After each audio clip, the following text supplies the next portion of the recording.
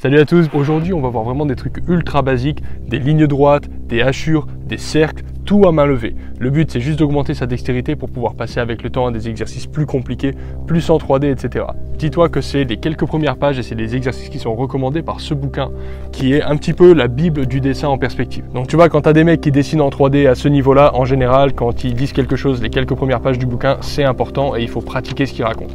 Donc c'est ça qu'on va faire ensemble, il n'y a pas besoin de faire grand-chose. Le seul truc qui est assez important, et dans ce cas ça change un petit peu des instructions du bouquin, c'est que j'aimerais que tu puisses dessiner à plat, comme ça, comme si on était en train de peindre. L'avantage, si tu veux, c'est que tu vas pouvoir entraîner ta dextérité dans tous les angles différents de ton mouvement, à la place de changer à chaque fois l'angle de ta feuille pour avoir un beau trait. L'idée, c'est que changer constamment l'angle de sa feuille, ça va t'aider. Par contre, le jour où tu fais une peinture de grande taille, tu peux pas le faire, t'imagines bien que tu peux pas manipuler une grande peinture comme ça en la faisant tourner comme tu veux. Bon, on va passer directement à la pratique. Abonnez-vous à la chaîne si vous aimez mon contenu, c'est gratuit pour vous et puis moi ça m'aide concrètement et ça fait toujours plaisir d'avoir du soutien. Une feuille, un crayon, un peu de détermination et on y va.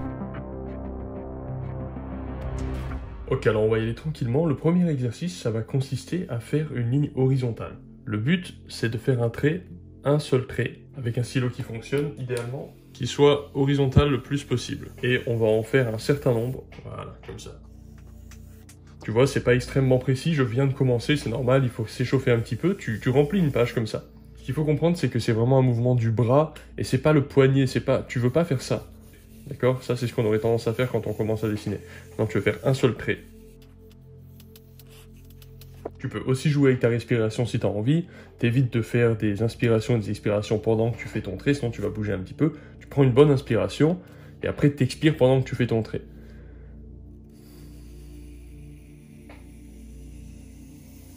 On peut aussi s'amuser à essayer de le faire dans l'autre sens, en passant par là.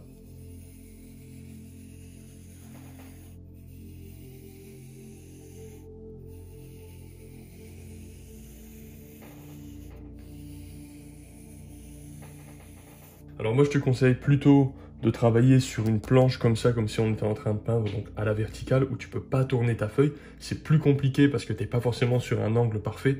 C'est sûr que si par exemple moi personnellement avec ma position je faisais des traits dans ce sens-là, je fais des traits droits beaucoup plus facilement.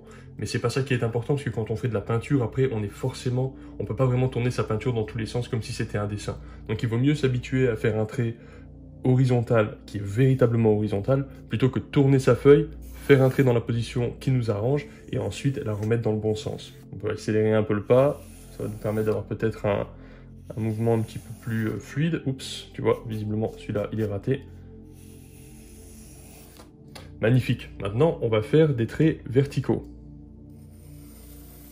Alors pareil, c'est un long mouvement du bras. J'essaye de pas aller trop vite, tu vois, je suis allé un peu rapidement pour les deux premiers. Je veux juste faire en sorte que ce soit le plus vertical possible, c'est tout ce que j'essaie de faire.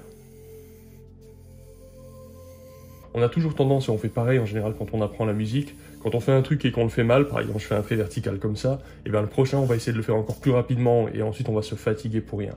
Au contraire, si tu vois que tu as un trait qui part en live ou qui n'est pas tellement vertical, et bien tu prends ton temps, tu vas plus lentement et tu essaies de contrôler ton mouvement. Alors plus lentement, c'est sûr que du coup tu vas avoir peut-être plus de petites pollutions de type ton trait qui tremble un petit peu plus, mais ce qui compte c'est que la ligne, au final, dans son ensemble, soit bien droite. Pas tant que les petites variations soient parfaites, c'est moins grave ça. Donc ça, selon ton niveau d'aisance, je te conseille d'en faire un certain nombre de pages. Tu vois, moi je suis gaucher, mais si par exemple je le fais avec la main droite, c'est sûr que je vais avoir plus de difficultés. Et vu que c'est un mouvement du bras et de l'épaule, c'est certain qu'il faut un petit peu de pratique. Tu vois, là on voit bien que mes mouvements avec cette main-là sont beaucoup moins précis, et c'est tout à fait normal. Donc si toi tu es un débutant, tu vas être un petit peu comme moi, c'est-à-dire là avec ma main droite. C'est-à-dire que tu vas galérer un peu plus, tu vas faire un truc un peu moins propre, mais c'est pas du tout un problème, il faut juste continuer, essayer d'avoir le trait le plus droit possible. Si tu n'arrives vraiment pas à faire un trait vraiment droit, tu prends un truc à carreau, et puis tu essaies de suivre la ligne le plus précisément possible, et prends ton temps. Tu vois, là je vois que je manque de précision avec ma main droite, c'est pas grave, je vais essayer de prendre encore plus mon temps et de suivre la ligne sans me crisper, en essayant d'avoir un mouvement vraiment très léger, et petit à petit en suivant la ligne. Et petit à petit avec le temps, tu pourras y arriver de plus en plus facilement, tu vois.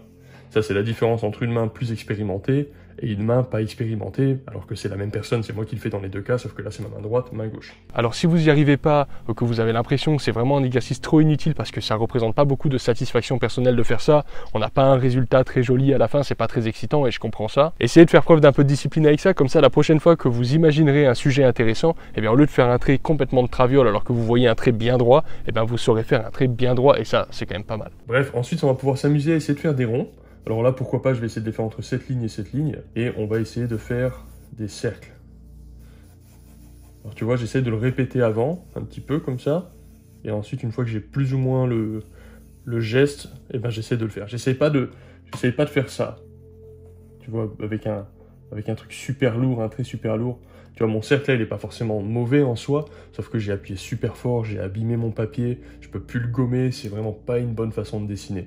D'abord, tu vas légèrement, tu essaies de repérer un peu ta forme, et éventuellement, tu vas avec un petit peu plus d'assurance. Maintenant, je vais essayer de faire des cercles entre ça et ça, par exemple, donc plus gros.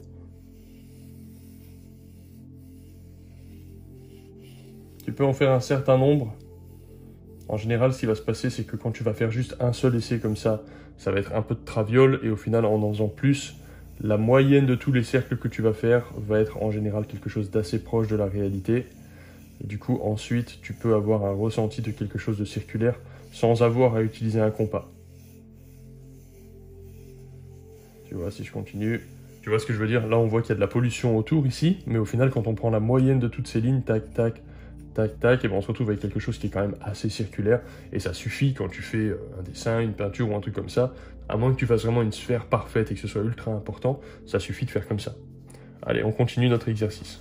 Encore une fois, c'est vraiment un mouvement de l'épaule, tu vois, mon poignet bouge pas. C'est plus l'épaule et le bras. Après, si toi tu préfères, on va essayer de changer un peu de position, puis on va faire ces deux marques ici. Si toi tu préfères faire dans cette position-là, tu peux. Mais c'est vrai que c'est bien de s'habituer de toute façon à pas trop bouger ton poignet. Et de façon générale, de faire comme ça, en fait, la pointe vers la feuille, tu vois que tu as un toucher beaucoup plus agressif de façon naturelle. Alors que sur le côté, comme ça, tu vas avoir un toucher beaucoup plus doux, qui va être, à mon avis, pas mal plus approprié. Je te conseille d'essayer les deux, puis d'essayer d'être à l'aise un peu avec les deux. On peut s'amuser aussi à faire des cercles plus petits. Du coup, vu que c'est plus petit, j'aime bien avoir cette position-là avec plus un jet de poignet. Mais pareil, l'idée c'est de faire plusieurs petits essais, tu fais pas juste un cercle comme ça. Voilà, t'as compris le délire. Des pages comme ça, tu peux en remplir jusqu'à temps que tu aies un cercle qui se recentre relativement comme un cercle. Ensuite, on va faire des hachures. Les hachures, c'est extrêmement important parce qu'elles donnent la direction d'un dessin. Ça sert pas simplement à ombrager une zone, ça sert aussi à donner une direction. Donc on va faire des hachures, par exemple dans un premier temps, comme ça, entre ces deux traits. Donc quand tu fais des hachures, tu griffonnes pas comme ça, tu fais un trait, puis un autre trait, puis un autre trait, puis un autre trait, puis un autre trait, etc. etc. Évidemment, on va essayer de pas trop dépasser de ces deux lignes, et donc tu vois, ça veut dire que là je suis allé un peu trop rapidement. Dans cette zone-là, on voit que c'est un peu sale, ça veut dire que je vais ralentir le pas pour essayer d'avoir des traits qui se trouvent être entre ces deux traits sans trop dépasser.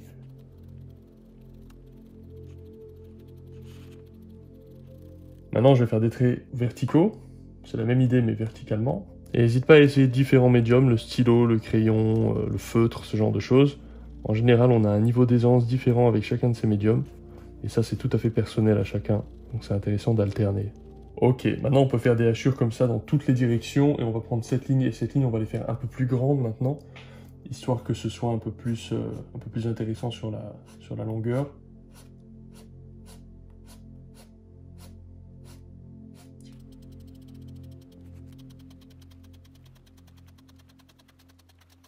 Ensuite, on peut faire des hachures horizontales. Normalement, tu as compris le concept. L'idée, c'est de continuer à faire ça jusqu'à temps que tu aies une certaine petite aisance, donc une demi-heure, une heure. Ça va t'aider à t'échauffer, à commencer à pouvoir dessiner. Allez, exercice suivant, un peu plus compliqué. On va mettre un point, puis un autre point, et essayer de les relier. Voilà, comme ça. Un point, puis un autre point, et essayer de les relier. Ah, tu vois, je suis un peu à côté. Donc quand je suis à côté, je le refais, en essayant de me diriger le plus possible vers le point. Voilà. Si tu prends 3-4 essais pour y arriver, c'est pas grave. Je pense qu'il vaut mieux continuer sur cette même ligne plutôt que d'en faire une autre tant que t'as pas réussi. Il y aura toujours des angles que tu vas trouver plus difficiles que d'autres. C'est normal. Et le but là, c'est pas de faire, si tu vois que tu pars en live comme ça complètement, c'est pas de faire ça, on est d'accord, hein, c'est vraiment de partir dans la direction du point.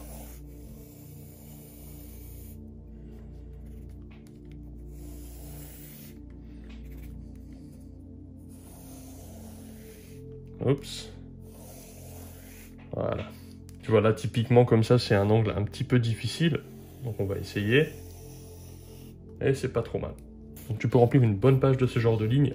Un autre exercice qu'on va faire, c'est faire un point central, un gros point central, et faire une étoile, mais en partant de l'extérieur.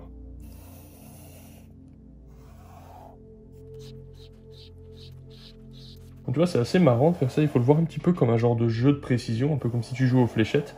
C'est plus difficile qu'il n'y paraît. Et l'avantage de ce genre d'exo, c'est que tu peux les faire n'importe quand tu as 10 minutes, une feuille blanche quelconque et un stylo. Tu peux t'amuser à faire ce genre de choses et ça va augmenter ta dextérité. C'est comme faire tes gammes en musique en fait. Quand tu vas être en concert, tu vas pas jouer ta gamme mineure. Pas texto en tout cas. Par contre, le fait de l'avoir fait dans ta chambre un certain nombre de centaines de fois, eh bien ça va te donner une aisance et du coup ça va te permettre de t'exprimer plus librement lorsque ensuite c'est ton objectif de t'exprimer artistiquement parlant. Tu remarqueras toujours qu'il va y avoir des angles avec lesquels tu es plus ou moins à l'aise. Et donc évidemment, je te conseille d'insister sur les angles qui sont les plus difficiles. Le plus tu sors de ta zone de confort et le plus vite tu vas évoluer de façon générale. Allez, on va changer de feuille, c'est déjà bien le bordel sur celle-là. On va augmenter un peu la difficulté, parce que cette fois-ci, on va le faire à 3 points. Ça veut dire que je vais avoir un point quelque part, un autre point et un autre point. Et on va essayer de faire une courbe qui passe par les points, qui passe par ces 3 points, mais qui se ressent comme étant une courbe. On est d'accord, c'est pas un trait droit, puis un trait droit que tu veux faire. Non, tu veux faire une courbe qui passe par ces 2 points. Je te conseille de faire un aller-retour. Tu auras une précision plus intéressante à la deuxième ligne en général. 1, 2, 3. 1, 2, 3. Là, tu peux aussi t'amuser à répéter ton mouvement. C'est quelque chose qui peut être en général plutôt judicieux. Voilà. Et surtout, si tu as tendance à avoir la mauvaise habitude de faire comme ça, des genres de petits traits, etc., freine-toi de faire ça, ne le fais pas. Fais bien une ligne, une seule ligne. Et si elle n'est pas très belle, c'est pas grave, il suffira d'en faire d'autres. Il faut essayer d'avoir un angle le moins abrupt possible. Ici, c'est juste un point sur la courbe. Allez, on va essayer de faire un truc un peu plus compliqué.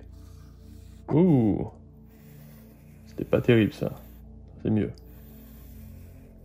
Tu vois, là, je vois qu'il y a un exercice beaucoup plus difficile. Et ben, je vais le refaire. Quand il y a un truc dur, il faut surtout pas s'arrêter de le faire. Au contraire, il faut le faire jusqu'à temps que tu aies compris quelque chose. Donc, en général, ça prend 5-10 minutes. En 5-10 minutes, tu sens que tu as un petit peu progressé. Tu peux te permettre de passer à autre chose. Donc là, je fais des triangles beaucoup plus extrêmes. N'oublie pas surtout de varier les positionnements des 3 points que tu fais. Fais pas toujours la même chose. Hop, ah, pas mal. Hop là. Et pareil, s'il y a un angle avec lequel tu as vraiment beaucoup de difficultés, par exemple, faisons quelque chose d'extrême, par exemple, et de grand, comme ça va être difficile. Voilà, comme ça, par exemple, ces 3 points là. Et en partant, par exemple, de là, comme ça c'est difficile pour moi, et ben... Ah bah tu vois, j'ai eu de la chance sur ce coup-ci. Mais l'idée, c'est que si tu n'y arrives pas trop, et ben tu fais juste des allers-retours et tu essaies de rester bien sur ta ligne. Et comme je disais pour les cercles, la moyenne de tes lignes va en général être la bonne. Donc maintenant, on va mettre ça un tout petit peu en application. Je vais faire une genre de vague quelconque et je vais faire un genre de, voilà, de tissu comme ça ou juste quelque chose qui suit le mouvement. Voilà. Et ça, on voit que c'est un objet, c'est un tapis en quelque sorte. Voilà. Par exemple. Alors, désolé, la perspective est un peu pourrie là. Ça devrait être plus fin là-bas et plus gros devant. Je vais corriger ça. Voilà.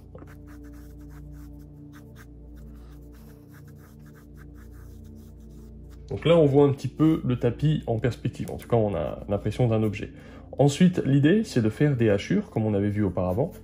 Sauf que maintenant, ce qu'on va faire, c'est qu'on va cumuler des hachures droites, par exemple comme ça. Hop, hop, hop, hop, hop. Et ensuite, on peut les croiser pour donner une direction.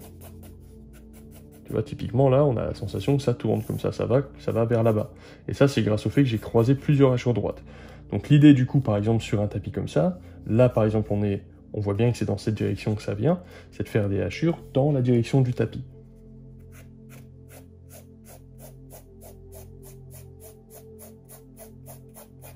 Ça va donner beaucoup plus de vraisemblance.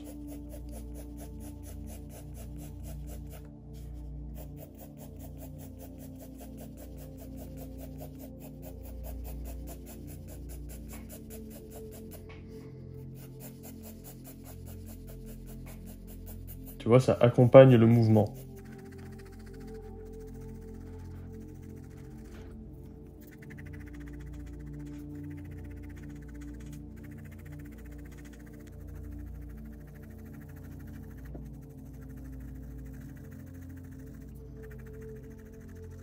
Et si tu veux faire un fond, par exemple, un fond pour que ce soit un peu plus foncé, tu veux pas commencer à, on va faire un mauvais exemple ici, tu veux pas commencer à colorier comme ça. Ça, c'est ce que quasiment tout le monde fait quand il commence à dessiner, qu'il veut faire un fond, il colorie.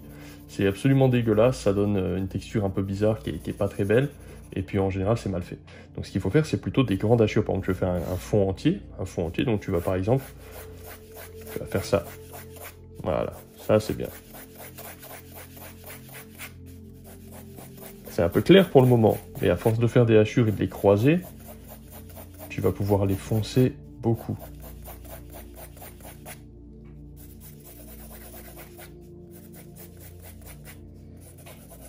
Après, tu peux éventuellement estomper si tu as envie. Si tu veux faire un truc beaucoup plus foncé, eh ben, n'hésite pas, tu peux prendre ton crayon comme ça, du coup, et tu fais pareil, des hachures qui s'éloignent. Alors, t'es pas obligé de suivre le tapis, hein. Si t'as pas envie de faire un mouvement qui suit le tapis, tu peux aussi faire un mouvement vertical, par exemple. Mais pareil, tu vas d'abord faire des hachures un peu partout, et ensuite continuer à les foncer de façon progressive. Tu veux pas, encore une fois, faire ton petit coloriage comme ça.